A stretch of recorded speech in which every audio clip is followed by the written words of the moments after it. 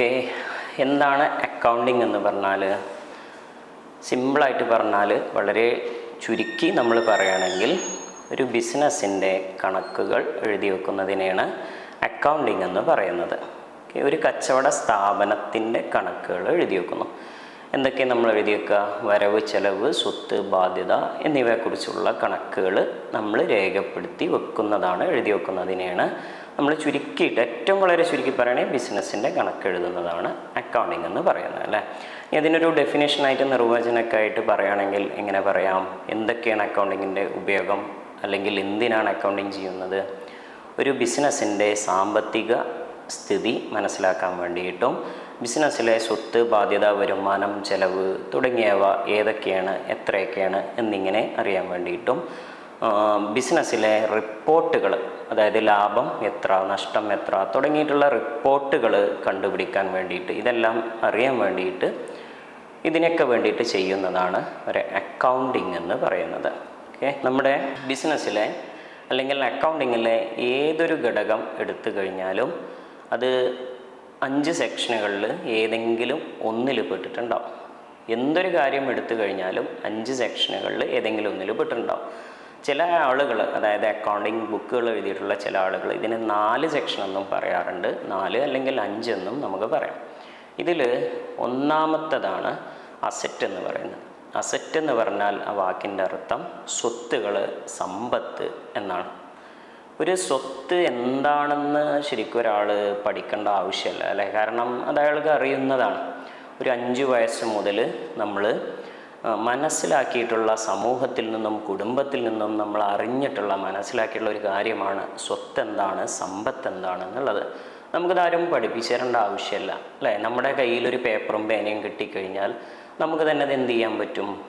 എഴുതാൻ പറ്റും. അതായത് നമ്മുടെ സ്വത്തുകൾ ഏതൊക്കെയാണെന്ന് എഴുതാൻ പറ്റും. ഏതൊരാളും ജീവിതത്തിൽ അനുഭവിച്ചറിഞ്ഞിട്ടുള്ള, 5 വയസ്സ് മുതൽ നമുക്ക് ബുദ്ധി ഉറച്ച കാലം മുതൽ കേട്ടും മനസ്സിലാക്കിയിട്ടുള്ളൊരു കാര്യമാണ് സ്വത്ത്, സമ്പത്ത് എന്താണെന്നുള്ളത്. നമ്മുടെ കുടുംബത്തിൽ, നമ്മുടെ ജീവിതത്തിൽ എന്താണോ നമ്മൾ സ്വത്ത് മനസ്സിലാക്കി വെച്ചത്, അത് തന്നെയാണ് അക്കൗണ്ടിങ്ങിലെ സ്വത്ത് എന്ന് പറയുന്നത്. അതായത് ഒരു വ്യക്തി സ്വത്ത് എന്താണെന്ന് പഠിക്കേണ്ട ആവശ്യമില്ല, അത് അയാൾക്ക് അറിയുന്നതാണ്. നമ്മൾ എന്താണ് അക്കൗണ്ടിങ്ങിൽ മനസ്സിലാക്കേണ്ടത്? അസറ്റ് എന്ന വാക്കിൻ്റെ അർത്ഥം എന്താണെന്നുള്ള. അസറ്റ് എന്ന വാക്കിന് എന്താണ് അർത്ഥം? സ്വത്ത്, സമ്പത്ത് എന്നാണ്. നമ്മുടെ ജീവിതത്തിൽ സ്വത്ത്, സമ്പത്ത് എന്താണോ നമ്മൾ മനസ്സിലാക്കിയത്, അത് തന്നെയാണ് ബിസിനസ്സിലുള്ള സ്വത്ത്, സമ്പത്ത് എന്ന് പറയുന്നത്. ഇനി നമുക്കതിനൊരു ഡെഫിനിഷൻ, ഒരു നിർവചനം പറയണമെങ്കിൽ എങ്ങനെ പറയാം? നമ്മുടെ ഉടമസ്ഥതയിലുള്ള മൂല്യമുള്ള വസ്തുവാണ് സ്വത്ത് എന്ന് പറയുന്നത്. മൂല്യമുള്ള വസ്തു. അത് അക്കൗണ്ടിങ് സൈഡിലോട്ട് വരുമ്പോൾ ബിസിനസ്സിൻ്റെ ഉടമസ്ഥതയിലുള്ള, വ്യാപാരത്തിൻ്റെ ഉടമസ്ഥതയിലുള്ള മൂല്യമുള്ള വസ്തുവിനെയാണ് സ്വത്ത് എന്ന് പറയുന്നത്. മൂല്യമുള്ള വസ്തുവായിരിക്കണം, എങ്കിലേ അത് സ്വത്താവുള്ളൂ. ഇപ്പോൾ ഉദാഹരണത്തിന്, മൂല്യമുള്ള വസ്തു എന്ന് പറഞ്ഞാൽ വിറ്റാൽ ക്യാഷ് കിട്ടുന്ന ഇതിനെയാണ് നമ്മൾ മൂല്യമുള്ള വസ്തു എന്ന് പറയുന്നത്. ഉദാഹരണത്തിന്, ഒരു പേന നമ്മുടെ കയ്യിലുണ്ടെങ്കിൽ അതൊരു സ്വത്തല്ല.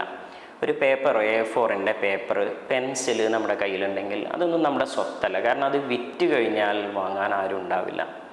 ഓക്കെ, നമ്മൾ വിറ്റാൽ അതിനിപ്പോൾ ക്യാഷ് കിട്ടണം. ഇതിനെയാണ് എന്ത് വിളിക്കുന്നത്? സ്വത്ത് എന്ന് പറയുന്നത്. മൂല്യമുള്ള വസ്തുവായിരിക്കണം, ഒരു വസ്തു ആയിട്ട് കാര്യമില്ല. ഇനി വസ്തു എന്ന് പറയുമ്പോൾ തന്നെ അത് കണ്ണുകൊണ്ട് കാണാനും എടുത്തുകൊണ്ട് പോകാൻ പറ്റുന്നതും, തൊടാനും എടുത്തുകൊണ്ട് പോകാനും പറ്റുന്ന ഒരു വസ്തു അങ്ങനെ ആവണമെന്നുമില്ല. നമ്മുടെ മനസ്സുകൊണ്ട് അതിനെ മനസ്സിലാക്കാൻ പറ്റിയാലും മതി. അതായത് നമുക്ക് ഫീൽ ചെയ്യാൻ പറ്റിയാലും അതൊരു സ്വത്ത് തന്നെയാണ്. അതായത് ഒരു ബിസിനസ് 20 വർഷത്തോളമായിട്ട് ഞാൻ നടത്തുന്നു എന്ന് കരുതുക. അങ്ങനെയാണെങ്കിൽ ആ ബിസിനസ്സിൻ്റെ പേര്, ബ്രാൻഡ്, അതൊരു ബ്രാൻഡായി മാറിയിട്ടുണ്ടാവും, അല്ലേ? അതിനൊരു ഗുഡ് വില്ല് സമൂഹത്തിലുണ്ടായിരിക്കും, സൽപ്പേരുണ്ടായിരിക്കും, നല്ല പേരുണ്ടായിരിക്കും സമൂഹത്തിൽ, ജനങ്ങളുടെ ഇടയിൽ. ഉദാഹരണത്തിന്, നമ്മൾ ആലുക്കാസ് എന്ന് പറഞ്ഞാൽ മതി, അല്ലേ? ആലുക്കാസ് എന്ന് പറഞ്ഞാൽ മതി. ഏത് തരം ബിസിനസ്സാണ് ചെയ്യുന്നതെന്ന് പറയേണ്ട ആവശ്യമുണ്ടോ? എല്ലാവർക്കും അറിയാം ആലുക്കാസ് എന്ന് പറഞ്ഞാൽ എന്താണ്? ജ്വല്ലറിയാണ്, അല്ലേ? ഗോൾഡും മറ്റു ഇതുകളൊക്കെ, മറ്റുള്ള വസ്തുക്കളൊക്കെ അടങ്ങുന്ന ജ്വല്ലറി ഐറ്റംസാണ് ആലുക്കാസിൽ ചെയ്യുന്നത്. ഇത് ആരോടെങ്കിലും പറയേണ്ട ആവശ്യമുണ്ടോ? നമുക്ക് ബുദ്ധിയുള്ള ഏതൊരാൾക്കും അറിയാം ആലുക്കാസ് എന്ന് പറഞ്ഞാൽ എന്താണ്. ഇതൊരു ബ്രാൻഡാണ്. കാരണം ആലുക്കാസ് എന്ന് പറയുമ്പോൾ തന്നെ ആളുകളുടെ മനസ്സിലോട്ട് ജ്വല്ലറിയാണ് വരുന്നത്, അല്ലേ? എന്തുകൊണ്ടാണ് അങ്ങനെ വരുന്നത്? വർഷങ്ങളായിട്ട് നമ്മുടെ സമൂഹത്തിൽ ബിസിനസ് ചെയ്തിട്ട് ആളുകളുടെ ഇടയിൽ അത്ര പേര് അതിനുണ്ട്. അതായത് ആളുകൾക്ക് ഈ സ്ഥാപനത്തിൻ്റെ പേര് കേൾക്കുമ്പോൾ തന്നെ ഏത് തരം ബിസിനസ്സാണെന്ന് മനസ്സിലാവുന്നുണ്ട്.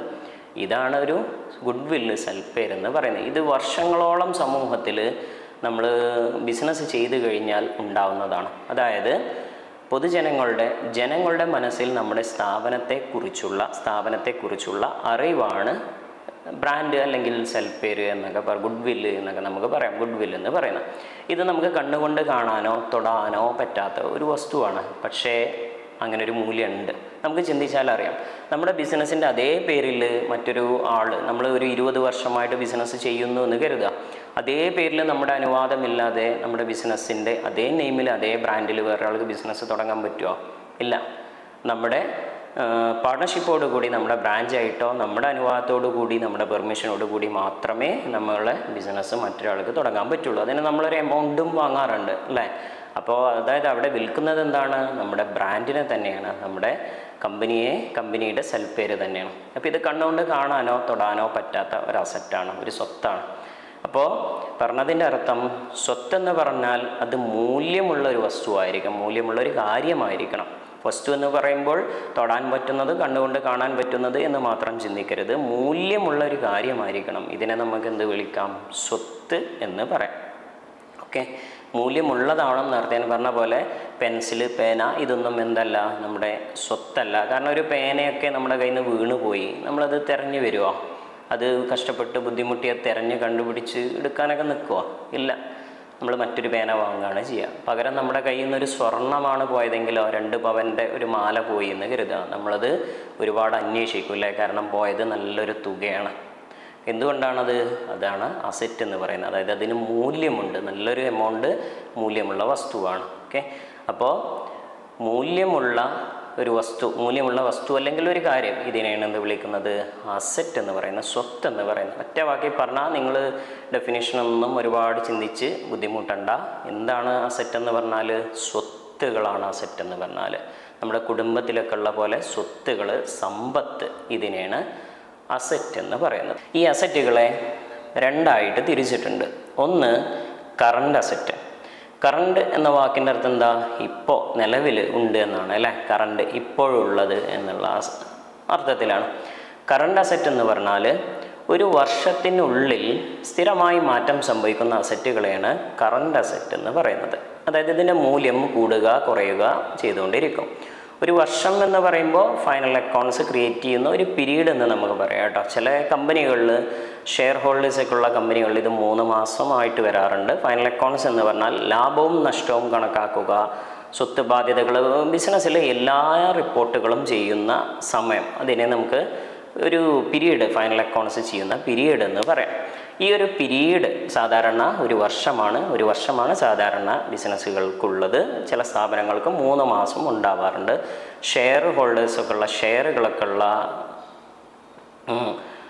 കമ്പനികൾക്ക് 3 മാസം വരാറുണ്ട്. ചില സ്ഥാപനങ്ങൾ മറ്റു പീരീഡുകളും വരാറുണ്ട്. പൊതുവെ ഇന്ത്യയിൽ 1 വർഷമാണ്. ഈ ഒരു വർഷത്തിനുള്ളിൽ മാറ്റം സംഭവിക്കുന്ന, കൂടുക കുറയുക സംഭവിച്ചുകൊണ്ടേയിരിക്കുന്ന അസറ്റുകളെയാണ് കറണ്ട് അസറ്റ് എന്ന് പറയുന്നത്. സ്ഥിരമായിട്ടൊരു മൂല്യത്തിൽ അത് നിൽക്കില്ല. അത് ദിവസവും കൂടിക്കൊണ്ടിരിക്കും അല്ലെങ്കിൽ കുറഞ്ഞുകൊണ്ടിരിക്കും. കൂടുക കുറയുക ഇങ്ങനെ സംഭവിച്ചുകൊണ്ടിരിക്കും. ഇതിനെ നമുക്ക് എന്ത് വിളിക്കാം? കറണ്ട് അസറ്റ് എന്ന് പറയാം. സ്ഥിരതയില്ലാത്തൊരു സ്വത്തായിരിക്കും. ഇതിന് ഏറ്റവും നല്ല ഉദാഹരണമാണ് ക്യാഷ് എന്ന് പറയുന്നത്. ക്യാഷ് നിങ്ങളും ചിന്തിച്ച് നോക്കൂ. നമ്മുടെ കുടുംബത്തിൽ തന്നെ, ഫാമിലിയിൽ തന്നെ ക്യാഷ് സ്ഥിരമായിട്ട് നിൽക്കുന്നുണ്ടോ? ഓരോ ദിവസവും നമുക്ക് ചിലവുകളുണ്ട് അല്ലേ? വീട്ടിലോട്ട് എന്തെല്ലാം വസ്തുക്കൾ വാങ്ങേണ്ടി വരും? അരി, പച്ചക്കറി, മറ്റൊരുപാട് വസ്തുക്കൾ നമ്മൾ വീട്ടിലോട്ട് വാങ്ങണം. ഇതിനെല്ലാം നമ്മൾ ക്യാഷ് ചിലവാക്കുന്നുണ്ട് അല്ലേ? ക്യാഷ് ചിലവാക്കുന്നുണ്ട്. ഒപ്പം നമ്മൾ ഓരോ മാസം അല്ലെങ്കിൽ പല ദിവസങ്ങളിലും നമ്മൾ പണം സമ്പാദിക്കുന്നുണ്ട് അല്ലേ? നമ്മുടെ കുടുംബം ജീവിച്ചു പോകണമെങ്കിൽ എന്ത് വേണം? പണം വേണം, നമുക്ക് ക്യാഷ് വേണം. ഈ ക്യാഷ് ഉണ്ടെങ്കിലാണ് നമുക്ക് എന്ത് നടത്താൻ പറ്റുള്ളൂ? നമ്മുടെ ആവശ്യങ്ങൾ നടത്താൻ പറ്റുള്ളൂ. അതായത് ഫുഡ് വേണം, വസ്ത്രം വേണം, കറണ്ട് ബില്ലടക്കണം, മൊബൈലിൽ റീചാർജ് ചെയ്യണം, അങ്ങനെ തുടങ്ങിയ ഒരുപാട് കാര്യങ്ങൾ നടക്കണം എന്നുണ്ടെങ്കിൽ എന്ത് വേണം? നമ്മുടെ കയ്യിൽ ക്യാഷ് വേണം. ക്യാഷ് ഉണ്ടാവണേ എന്ത് വേണം? അത് സമ്പാദിക്കണം, ജോലിക്ക് പോകണം, അല്ലെങ്കിൽ മറ്റെന്തെങ്കിലും വരുമാനങ്ങൾ വേണം അല്ലേ? അപ്പോൾ ഈ കുടുംബത്തിൽ, നമ്മുടെ കുടുംബത്തിൽ ക്യാഷ് എങ്ങനെയായിരിക്കും? നമ്മൾ സമ്പാദിക്കും, പിന്നെ അത് പല കാര്യങ്ങൾക്കും ചിലവാക്കും. ക്യാഷ് സ്ഥിരമായിട്ട് നിൽക്കുന്നുണ്ടോ നമ്മുടെ ഫാമിലിയിൽ? ഇല്ല. പോയിട്ട് ഒരു ദിവസം വരെ ഒരു വ്യക്തിയുടെ കയ്യിൽ ക്യാഷ് സ്ഥിരമായി നിൽക്കുമോ? അയാൾക്ക് ഒന്ന് വിശന്ന് വരുക, ഹോട്ടലിൽ കയറിയിട്ട് ഭക്ഷണം കഴിക്കും അല്ലേ, അല്ലെങ്കിൽ ഒരു ജ്യൂസ് കുടിക്കും. ഈ സമയത്തൊക്കെ അയാൾ ക്യാഷല്ലേ കൊടുക്കുന്നത്? ക്യാഷ് കുറയും.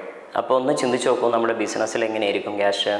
ഒരുപാട് കസ്റ്റമേഴ്സ് നമ്മുടെ ബിസിനസ് സ്ഥാപനത്തിലോട്ട് വരും.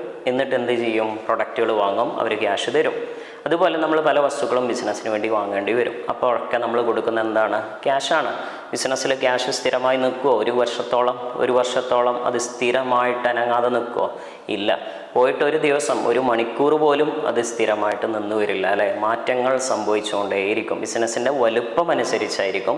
ചെറിയ സ്ഥാപനമാണെങ്കിൽ ക്യാഷ് കുറേശ്ശേ വ്യത്യാസം ഉണ്ടാവുള്ളൂ. വലിയ സ്ഥാപനമാണെങ്കിലോ ഒരു മണിക്കൂർ കൊണ്ട് തന്നെ ഒരുപാട് ക്യാഷ് വരികയും പോവുകയും ചെയ്യും. ക്യാഷിൻ്റെ അളവിൽ വ്യത്യാസം സംഭവിക്കും. അപ്പോൾ ഏറ്റവും പ്രധാനപ്പെട്ട ഒരു കറണ്ട് അസറ്റാണ് ക്യാഷ് എന്ന് പറയുന്നത്. കൂടുക കുറയുക സംഭവിച്ചുകൊണ്ടേയിരിക്കും. ഇനി ഇതേപോലെ ക്യാഷിന് തുല്യമായിട്ട് ഇന്നുള്ള മറ്റൊരു കറണ്ട് അസറ്റാണ് ബാങ്ക് എന്ന് പറയുന്നത്. ഇന്ന് നമ്മളൊരു ചായ കുടിക്കാൻ ചായക്കടയിൽ പോയാൽ വരെ അവിടെ എന്താണ്, നമ്മൾ സ്കാൻ ചെയ്യില്ലേ, ഗൂഗിൾ പേ സ്കാൻ ചെയ്തിട്ട് പേയ്മെൻറ്റ് പൈസ നമ്മൾ കൊടുക്കും.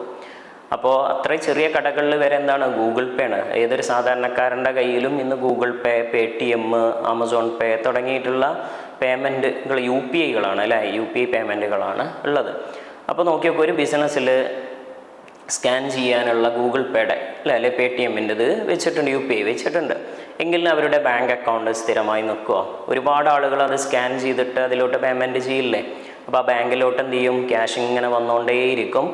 ആ സ്ഥാപനം തന്നെ പലപ്പോഴും എന്ത് ചെയ്യും? പല കാര്യങ്ങൾക്കും എന്താ ചെയ്യുക? ഗൂഗിൾ പേ ചെയ്യും അല്ലേ. ഇന്ന് വാങ്ങുന്നവനും വിൽക്കുന്നവനും പലപ്പോഴും കാണുന്നില്ല. പേയ്മെൻറ്റ് ഓൺലൈനായിട്ട് ചെയ്യുന്നു, UPI വഴി പേയ്മെൻറ്റ് ഗൂഗിൾ പേ വഴി ചെയ്യുന്നു, പ്രൊഡക്റ്റുകൾ ഓൺലൈനായിട്ട് കൊറിയർ വഴി അയച്ചു കൊടുക്കുന്നു. ഇങ്ങനെയൊക്കെയല്ലേ ഇന്നുള്ളത്.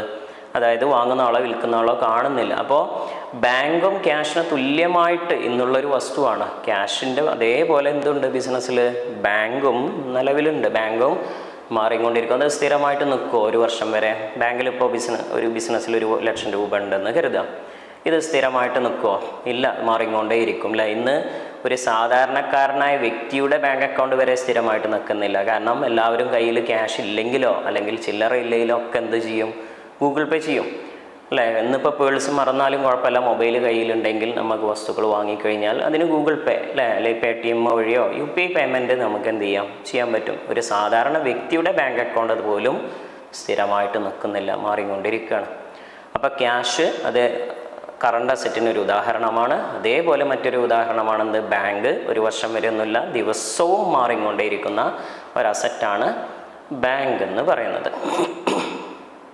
പിന്നെയുള്ളൊരു കറണ്ട് അസറ്റിനൊരു ഉദാഹരണം പറയുകയാണെങ്കിൽ ഡെപ്റ്റേഴ്സ് എന്ന് പറയുന്നതാണ്. ഡെപ്റ്റേഴ്സ്, ഇതിനെ തന്നെ സൺട്രി ഡെപ്റ്റേഴ്സ് അല്ലെങ്കിൽ അക്കൗണ്ട്സ് റിസീവബിൾ എന്നും നമുക്ക് പറയാം. ഓക്കെ, ഡെപ്റ്റേഴ്സ് എന്ന് പറഞ്ഞാൽ ക്യാഷ് ഇങ്ങോട്ട് തരാനുള്ള ആളുകളെയാണ് ഡെപ്റ്റേഴ്സ് എന്ന് പറയുന്നത്. ക്യാഷ് ഇങ്ങോട്ട് തരാനുള്ള ആളുകൾ, കടം തരാനുള്ള ആളുകൾ, ക്യാഷ് ഇങ്ങോട്ട് തരാനുള്ള ആളുകൾ.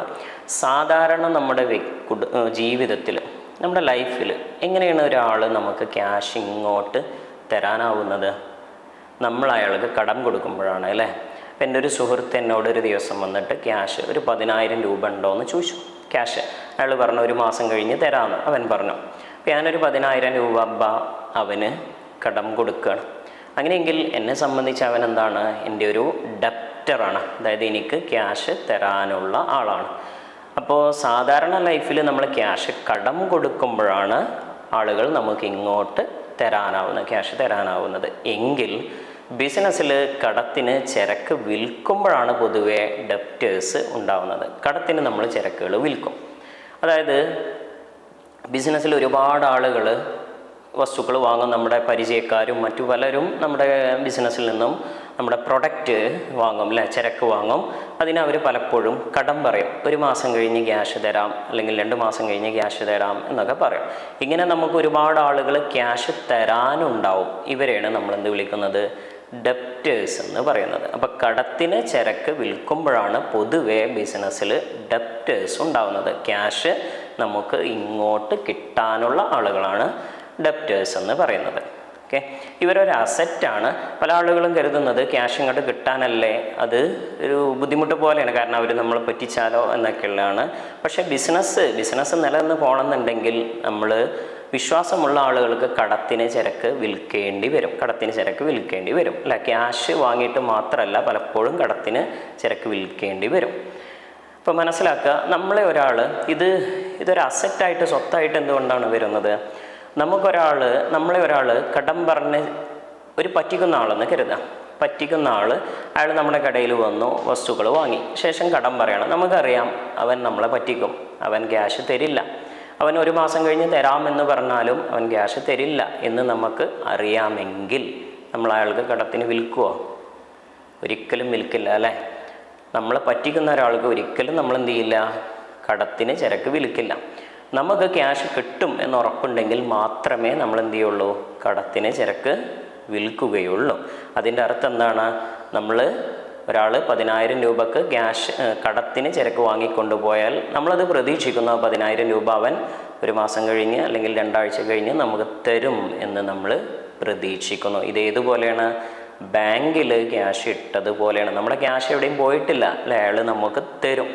ബാങ്കിൽ ഡെപ്പോസിറ്റ് ചെയ്ത് കഴിഞ്ഞാൽ നമുക്കത് എടുക്കാമല്ലോ അല്ലേ, നമുക്ക് കിട്ടും ആ പൈസ എന്നതുപോലെ തന്നെയാണ് നമുക്ക് ക്യാഷ് തരാനുള്ള ആൾ നമുക്ക് ക്യാഷ് തരും എന്ന പ്രതീക്ഷ എന്ന് പറയുന്നത്. അതുകൊണ്ട് തന്നെ കിട്ടാനുള്ള പൈസ അതായത് മറ്റൊരു വ്യക്തിയുടെ കയ്യിൽ നമ്മൾ കൊടുത്തു വെച്ചിരിക്കുന്ന പൈസ, നമ്മുടെ പൈസ, അത് എന്താണ്? നമ്മുടെ ക്യാഷ് മറ്റൊരു വ്യക്തിയുടെ കയ്യിലിരിക്കുന്നു എന്നതാണ്. അതെന്താണ്? നമ്മുടെ അസറ്റായിട്ടാണ് വരിക, നമ്മുടെ ബാങ്കിലൊക്കെ ഡെപ്പോസിറ്റ് ചെയ്തതുപോലെയാണ് വരിക.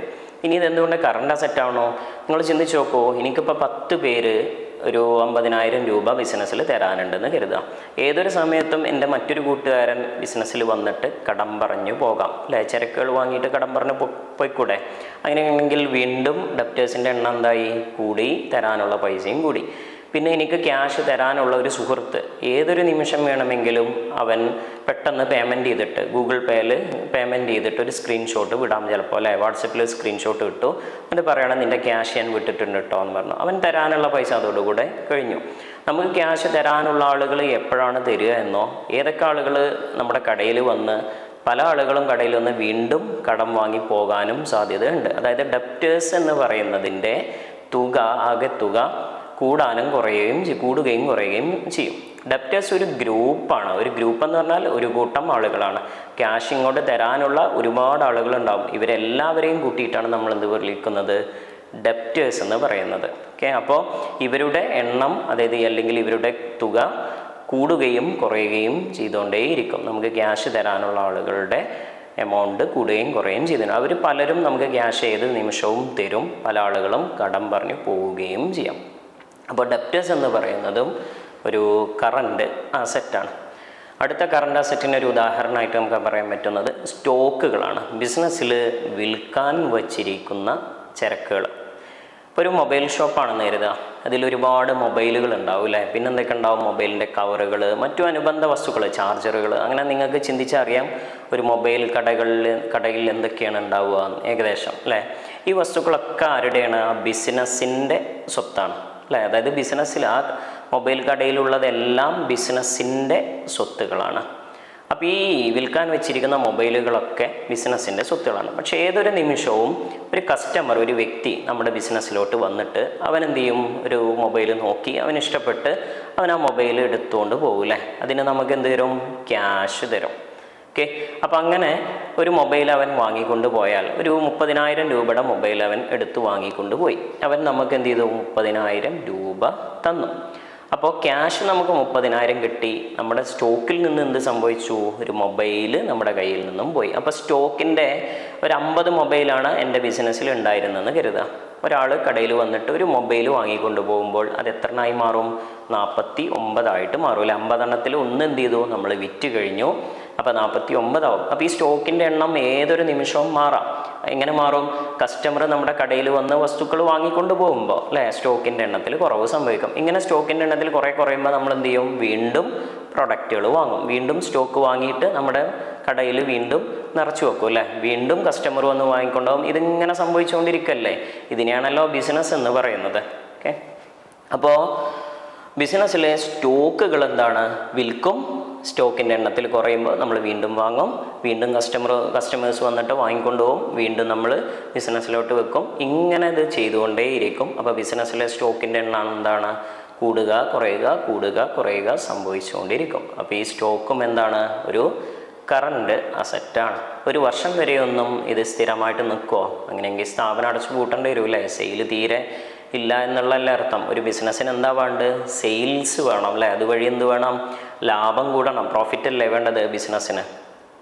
ഓക്കെ, അപ്പോൾ കറണ്ട് അസറ്റ് മനസ്സിലായിട്ടുണ്ടാവും. ഒരു വർഷത്തിനുള്ളിൽ അല്ലെങ്കിൽ ഒരു നിശ്ചിത പീരീഡിന്, ഒരു ഫൈനൽ അക്കൗണ്ട്സുകളെല്ലാം ഉണ്ടാക്കുന്ന നിശ്ചിത പീരീഡിനുള്ളിൽ, സാധാരണഗതിയിൽ ഒരു വർഷത്തിനുള്ളിൽ മാറ്റം സംഭവിക്കുന്ന, കൂടുക കുറയുക ചെയ്യുന്ന അസറ്റുകളെയാണ്, സ്വത്തുകളെയാണ് കറണ്ട് അസറ്റ് എന്ന് പറയുന്നത്. ഉദാഹരണം, ക്യാഷ് എപ്പോഴും മാറിക്കൊണ്ടിരിക്കും, ബാങ്ക് മാറിക്കൊണ്ടിരിക്കും, ഡെപ്റ്റേഴ്സ് നമുക്ക് ഇങ്ങോട്ട് ക്യാഷ് കടം തരാനുള്ള ആളുകൾ, പിന്നെ സ്റ്റോക്ക് അല്ലെ ബിസിനസ്സിൽ വിൽക്കാൻ വെച്ചിരിക്കുന്ന ചരക്കുകൾ എക്സെട്ര അങ്ങനെ പോകുന്നു കേട്ടോ. ഇനിയും ഒരുപാട് ഉദാഹരണങ്ങളുണ്ട്, പറയാൻ തുടങ്ങി ഒരുപാടുണ്ട്. ഉദാഹരണം ഒരു 4 പറഞ്ഞ് ഞാൻ തൽക്കാലം നിർത്തുകയാണ്. നെക്സ്റ്റ് അടുത്ത ടോപ്പിക്ക് പോവാം.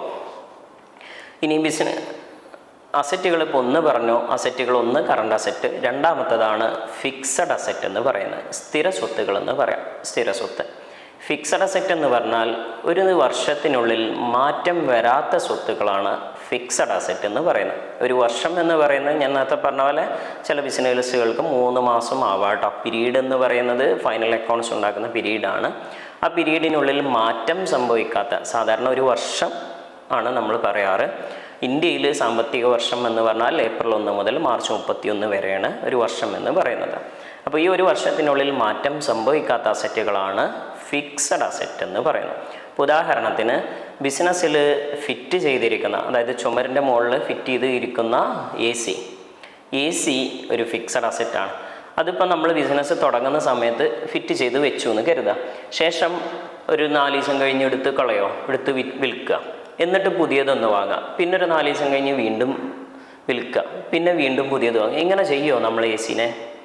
ഇല്ല. നമ്മളൊരു എ സി വാങ്ങിയാൽ അത് എത്ര കാലം ഉപയോഗിക്കും? അത് കുറേ കാലം ഉപയോഗിക്കും അല്ലേ? ചിലപ്പോൾ കുറേ കാലം കഴിഞ്ഞ് വിൽക്കാം. നമ്മൾ ഉദ്ദേശിക്കുന്നത് ബിസിനസ് ഉള്ള കാലത്തോളം 5 കൊല്ലോ 10 കൊല്ലോ ഒക്കെ അത് ഉപയോഗിക്കാം.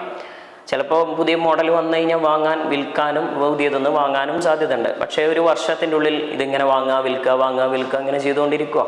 ഇല്ല. അത് സ്ഥിരമായിട്ടുള്ള ഒരു സ്വത്താണ് അല്ലേ? അതേപോലെ തന്നെ ബിസിനസ്സിൽ ഉപയോഗിച്ചുകൊണ്ടിരിക്കുന്ന കമ്പ്യൂട്ടർ, നമ്മുടെ അക്കൗണ്ട്സ് എഴുതാൻ വേണ്ടിയിട്ട്, അതായത് ഇന്ന് അക്കൗണ്ടിങ് ഒക്കെ എവിടെ എഴുതുന്നത്? കമ്പ്യൂട്ടറിലാണ് എഴുതുന്നത് അല്ലേ? കമ്പ്യൂട്ടറിൽ എഴുതുന്നത്. അപ്പോൾ കമ്പ്യൂട്ടറിൽ അക്കൗണ്ടിങ് എഴുതുക, മറ്റു പല കാര്യങ്ങൾക്കും കമ്പ്യൂട്ടർ നമ്മൾ ഉപയോഗിക്കുന്നു. ആ കമ്പ്യൂട്ടർ ബിസിനസ്സിന് ആവശ്യമുള്ളതാണ് അല്ലേ? ആ ബിസിനസ്സിലുള്ള ഈ കമ്പ്യൂട്ടർ ഇന്നൊരു ദിവസം നമ്മൾ വിറ്റു, എന്നിട്ട് 2 ദിവസം കഴിഞ്ഞ് വേറെ വാങ്ങി, വീണ്ടും വിറ്റു, വീണ്ടും വാങ്ങി, ഇങ്ങനെ ചെയ്യുമോ? ഇല്ല. ഒരു കമ്പ്യൂട്ടർ നമ്മുടെ കയ്യിലുണ്ടെങ്കിൽ അതൊരുപാട് കാലം നമ്മുടെ കയ്യിലുണ്ടാവും അല്ലേ? അതെന്താണ്? നമ്മുടെ ഒരു ഫിക്സഡ് അസറ്റാണ്. അതുപോലെ മെഷീനറികൾ, ബിസിനസ്സിൽ പ്രൊഡക്റ്റ് ഉണ്ടാക്കാൻ ഉപയോഗിക്കുന്ന മെഷീനറികൾ, ഈ മെഷീനറികൾ എന്താണ്? ഫിക്സഡ് അസറ്റാണ്. ഇത് നമ്മുടെ സാധാരണ ഒരു മനുഷ്യൻ്റെ ലൈഫിലോട്ട് വരുന്ന സമയത്ത്, സാധാരണ ഒരു കുടുംബത്തിലോട്ട് വരുന്ന സമയത്ത് എന്തിനൊക്കെ നമുക്ക് അവിടെ ഫിക്സഡ് അസറ്റായിട്ട് പറയാൻ പറ്റും? നമ്മുടെ ഓരോ വ്യക്തികളുടെ ഉടമസ്ഥതയിലും ഭൂമി ഉണ്ടാവും അല്ലേ? ഭൂമി നമ്മുടെ ഏറ്റവും വലിയ ഒരു സ്ഥിര ഫിക്സഡ് അസറ്റാണ് ഒരു വ്യക്തിനെ സംബന്ധിച്ച്, ഒരു കുടുംബത്തിലെ സംബന്ധിച്ച്. ഈ ഭൂമി നമ്മൾ പാരമ്പര്യമായിട്ട് നമ്മുടെ അല്ലെങ്കിൽ അച്ഛൻ്റെ ഭാഗത്തുനിന്ന് നമുക്ക് കിട്ടിയ, അമ്മയുടെ ഭാഗത്തുനിന്ന് കുടുംബ സ്വത്തായിട്ട് കിട്ടിയതായിരിക്കാം. അത് നമ്മൾ നമ്മുടെ മക്കൾക്കും കൊടുക്കും അല്ലേ? മിക്കവാറും നമ്മൾ വിൽക്കൂല പലപ്പോഴും, ചിലപ്പോൾ വിറ്റൊന്നും വരാം. ഒരുപാട് കാലം തലമുറയായിട്ട് കൈമാറി വന്നതാവില്ലേ? ഒന്ന് ചിന്തിച്ച് നോക്കൂ, എത്രയും വലിയ ഫിക്സഡ് അസറ്റാണത്, സ്ഥിരമായ സ്വത്താണ്. അതുപോലെ നമ്മുടെ വീട്, നമ്മൾ ഇന്നൊരു വീട്ടിൽ താമസിച്ചു, 2 മാസം കഴിഞ്ഞാൽ വീട് വിറ്റ്, പിന്നെ ഒരു വീട് വാങ്ങി, പിന്നെ ഒരു വീട് വിറ്റ്, ഇങ്ങനെയൊക്കെ ചെയ്യുമോ നമ്മൾ? അല്ല. ഒരു മനുഷ്യൻ സാധാരണഗതിയിൽ അയാളുടെ ലൈഫിൽ ഒരു വീടാണ് ഉണ്ടാക്കുന്നത് അല്ലേ? നോർമലി സാധാരണ ഒരു വീടാണ് അയാൾ ഉണ്ടാക്കുന്നത്.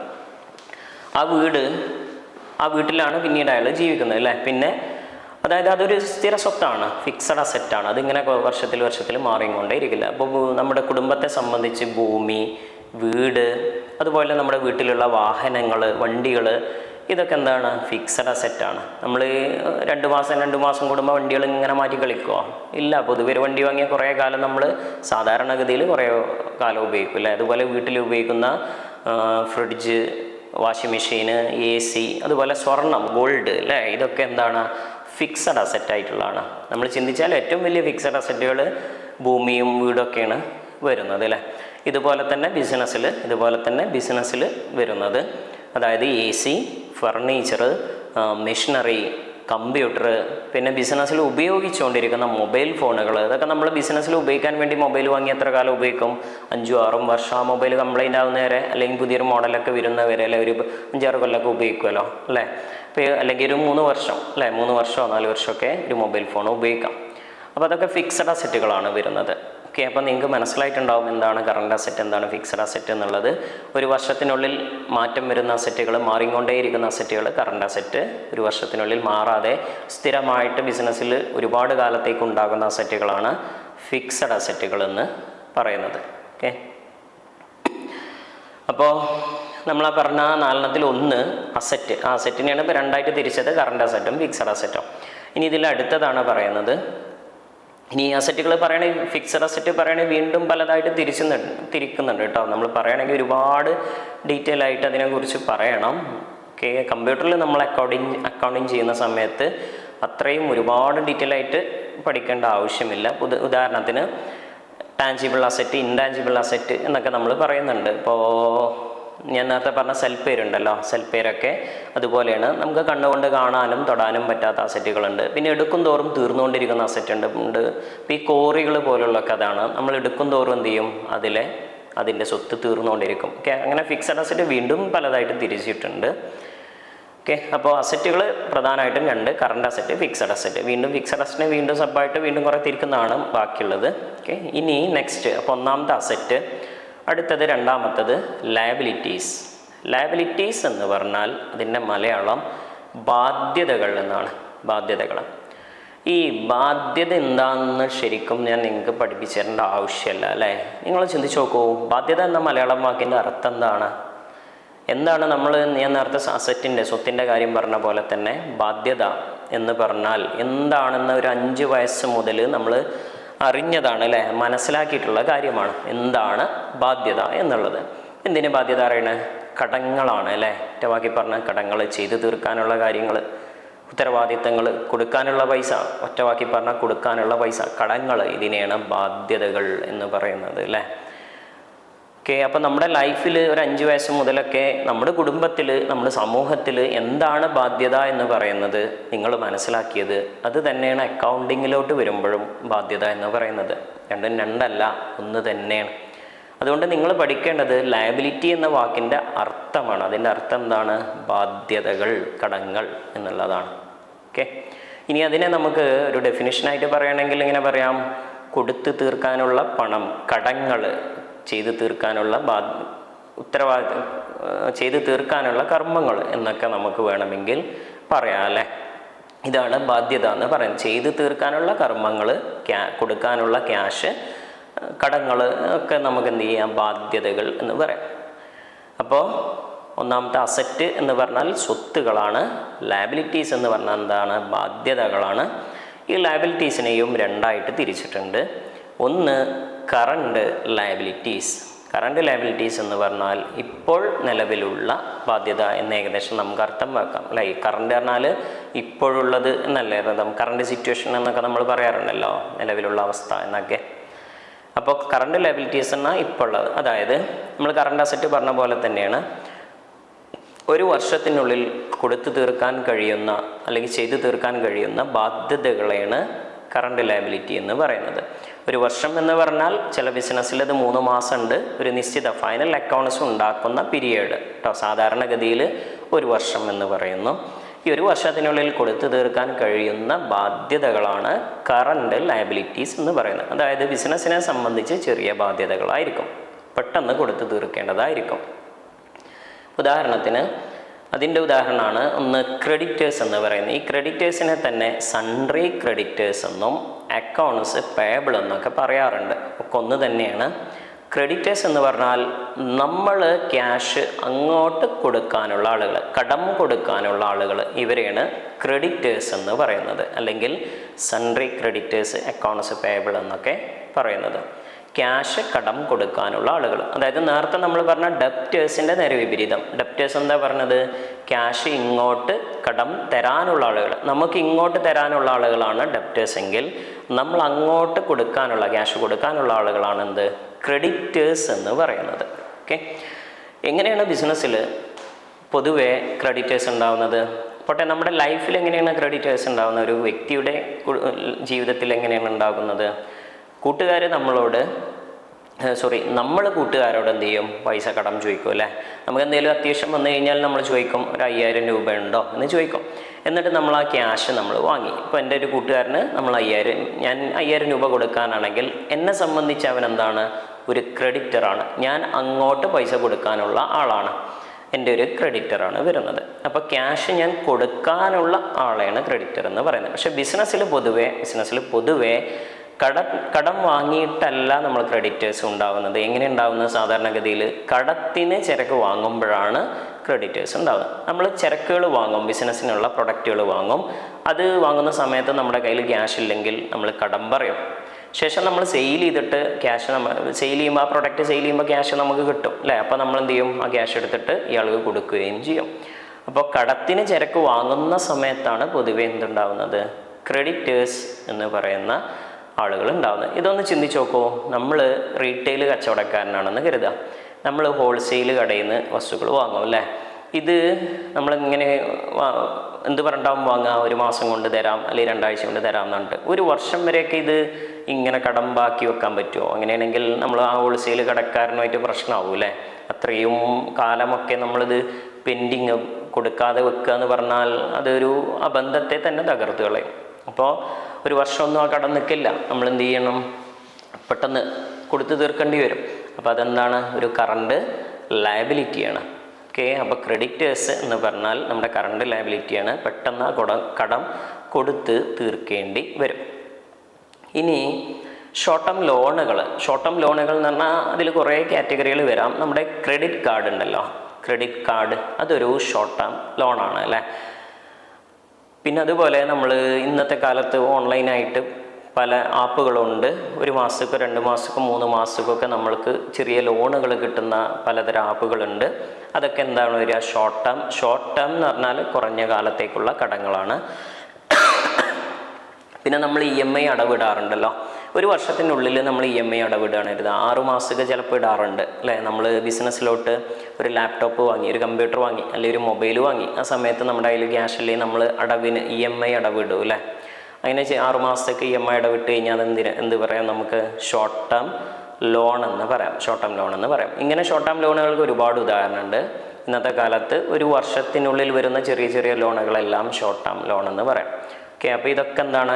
കറണ്ട് ലയബിലിറ്റിയിൽ വരുന്ന ഉദാഹരണമാണ്. ഇനി ലയബിലിറ്റിയിലെ രണ്ടാമത്തെ ഭാഗമാണ് ലോങ് ടേം ലയബിലിറ്റി എന്ന് പറയുന്നത്. ഓക്കെ, ലോങ് എന്ന് പറഞ്ഞാൽ എന്താ? ദീർഘം, ടേം എന്ന് പറഞ്ഞാൽ കാലം, അതായത് ദീർഘകാല ബാധ്യതകൾ.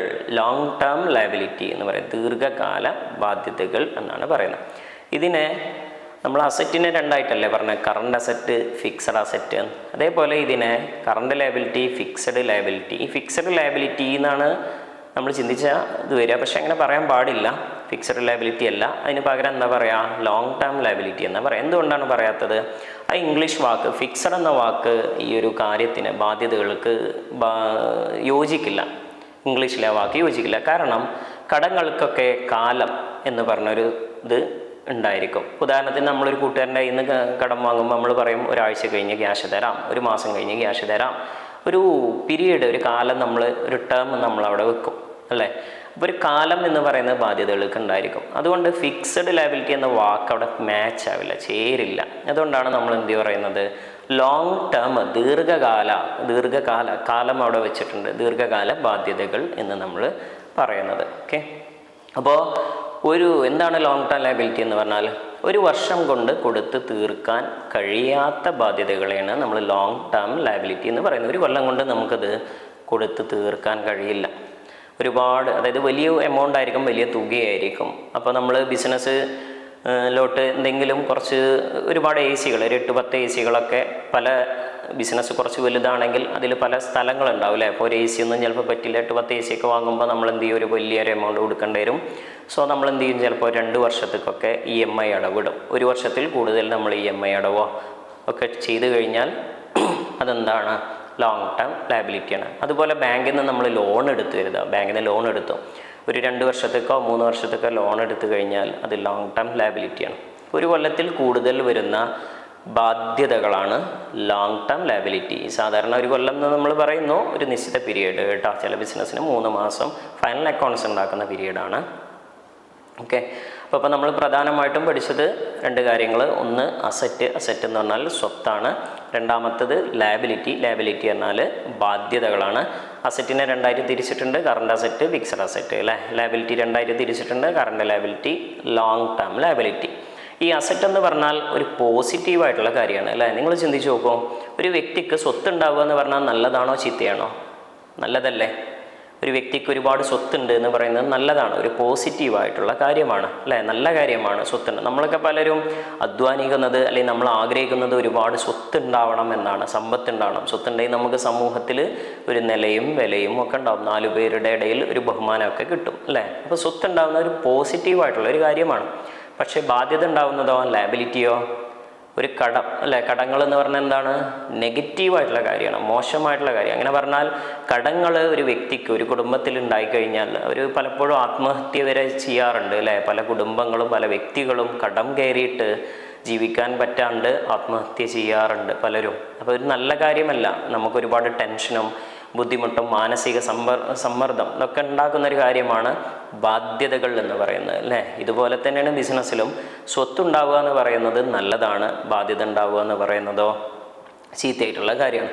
പക്ഷേ ബിസിനസ്സിൽ ഏതൊരു സമയത്തും സ്വത്തുകളും ബാധ്യതകളും നോക്കിക്കഴിഞ്ഞാൽ ഈക്വലായിരിക്കും. ഇതിന് 2-3 കാരണങ്ങളുണ്ട്. അത് വഴിയേ ഞാൻ പിന്നീട് പറഞ്ഞുതരാം കേട്ടോ. ഇപ്പോൾ നമ്മൾ ബേസിക് ആയിട്ടുള്ള കാര്യങ്ങളാണ് പറയുന്നത്. അപ്പോൾ ബിസിനസ്സിൽ സ്വത്തും ബാധ്യതയും എപ്പോഴും ഈക്വലായിരിക്കും. പക്ഷെ ഒരു വ്യക്തിയുടെ, ഒരു മനുഷ്യൻ്റെ അല്ലെങ്കിൽ ഒരു കുടുംബത്തിൻ്റെ സ്വത്തും ബാധ്യതയും നോക്കിക്കഴിഞ്ഞാൽ ഈക്വലായിരിക്കില്ല, വ്യത്യാസം ഉണ്ടാവും. രണ്ടും വ്യത്യാസമായിരിക്കും. ചില ആളുകൾക്ക് സ്വത്ത് കൂടുതലായിരിക്കും, ചില ആളുകൾക്ക് ബാധ്യതയായിരിക്കും കൂടുതലായിട്ടുണ്ടാവുക. രണ്ടും ഈക്വലാവില്ല. പക്ഷെ ബിസിനസ്സിൽ രണ്ടും ഈക്വലായിരിക്കും.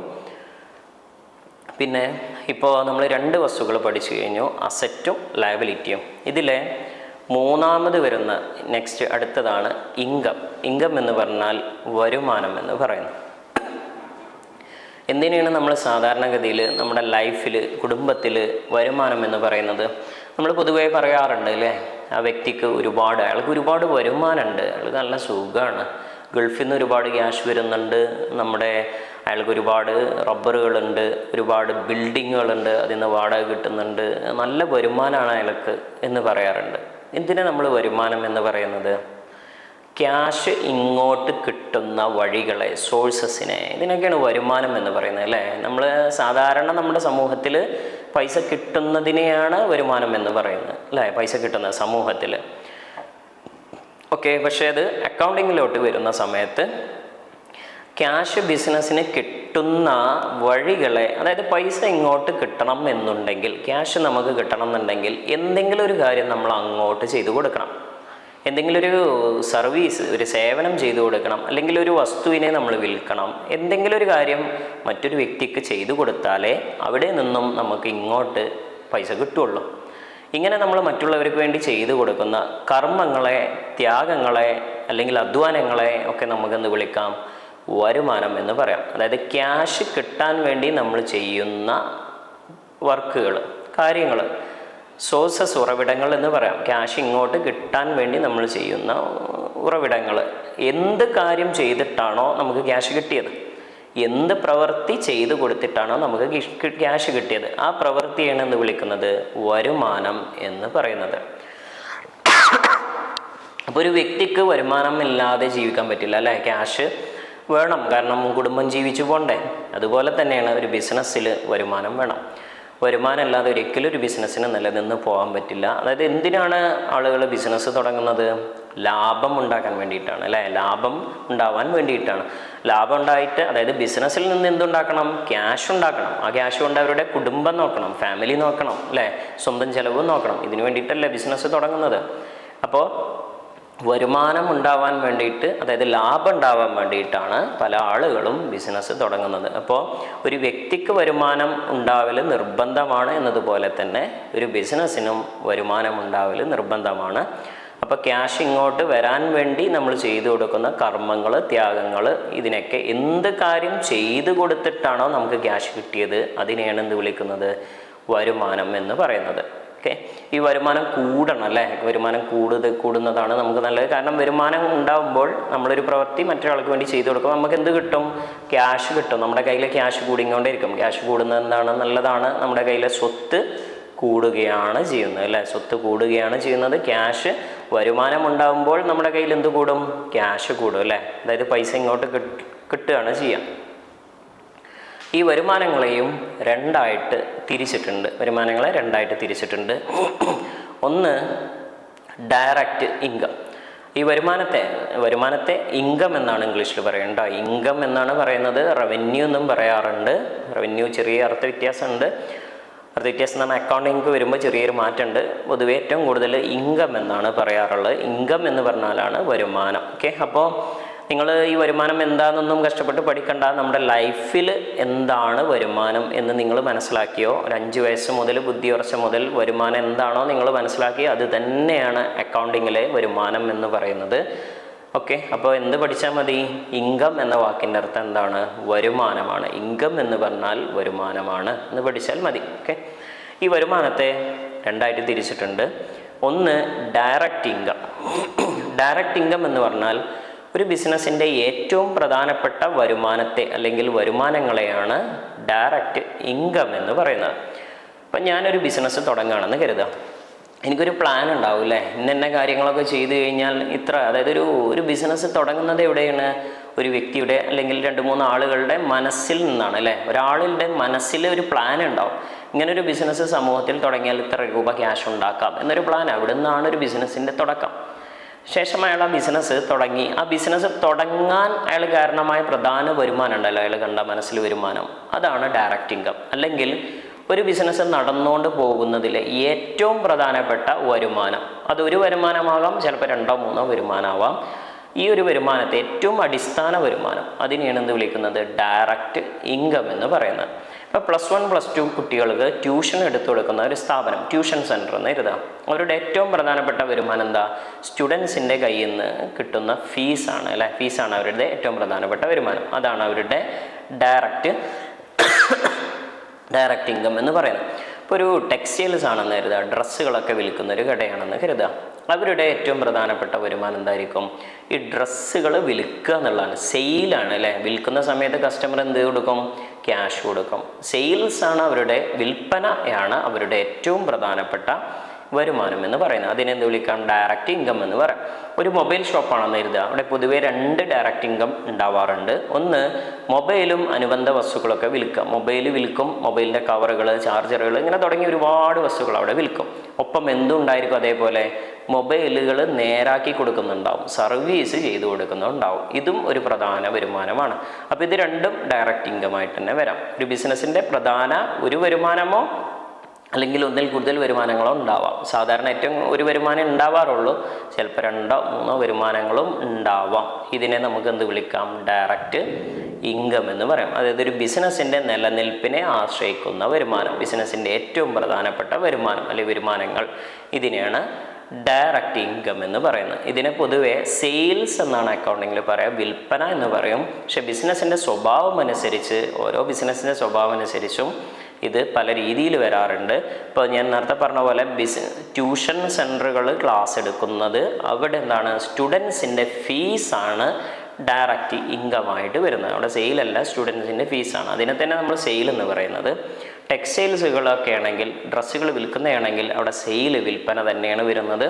വാഷിംഗ് മെഷീന്, ഫ്രിഡ്ജ്, TV ഒക്കെ വിൽക്കുന്ന കടയാണെങ്കിലോ അവിടെ സെയിൽ തന്നെയാണ് വരുന്നത്. മൊബൈൽ ഷോപ്പിൽ എന്ത് വരാം? മൊബൈലുകളും മറ്റു വസ്തുക്കളും വിൽക്കുന്ന സെയിൽ വരാം, സർവീസുകളും വരാം, മൊബൈൽ നേരാക്കി കൊടുക്കുന്ന സർവീസും വരാം. ഓക്കെ, അപ്പോൾ ഇതാണ് ഡയറക്റ്റ് ഇൻകം എന്ന് പറയുന്നത്. ഇനി വരുമാനത്തിൽ അടുത്തതാണ് ഇൻഡയറക്റ്റ് ഇൻകം എന്ന് പറഞ്ഞാൽ. ഇൻഡയറക്റ്റ് ഇൻകം എന്ന് പറഞ്ഞാൽ ബിസിനസ്സിൻ്റെ ഏറ്റവും പ്രധാനപ്പെട്ട വരുമാനമല്ലാത്ത മറ്റു വരുമാനങ്ങൾ. അതായത് ഇപ്പം നമ്മൾ പറഞ്ഞ ഡയറക്റ്റ് ഇൻകം അല്ലാത്ത ബാക്കിയുള്ളതെല്ലാം എന്താണ്? ഇൻഡയറക്റ്റ് ഇൻകമാണ്. ഒരു ബിസിനസ്സിൻ്റെ ഏറ്റവും പ്രധാനപ്പെട്ട അടിസ്ഥാന വരുമാനമല്ലാത്ത ബാക്കിയെല്ലാം ഇൻഡയറക്റ്റ് ഇൻകമാണ്. ഇത് ചെറിയ ചെറിയ എമൗണ്ടുകൾ ഉണ്ടാവുക. ഈ പൈസ ബിസിനസ്സിന് കിട്ടിയിട്ടില്ലെങ്കിലും കുഴപ്പമൊന്നുമില്ല, ബിസിനസ് നടന്നുകൊണ്ട് പോകും. ചെറിയ പൈസയായിരിക്കും, അത് പ്രതീക്ഷിച്ചിട്ടല്ല ബിസിനസ് എന്ത് ചെയ്യുന്നത്, നടത്തുന്നത്. അതവിടെ ഇങ്ങനെ സൈഡിൽ കൂടെ നമ്മൾ അറിയാതെ വന്നുകൊണ്ടിരിക്കും, ചെറിയൊരു എമൗണ്ട് വന്നുകൊണ്ടിരിക്കും. അതിനെയാണ് ഇൻഡയറക്റ്റ് ഇൻകം എന്ന് പറയുന്നത്.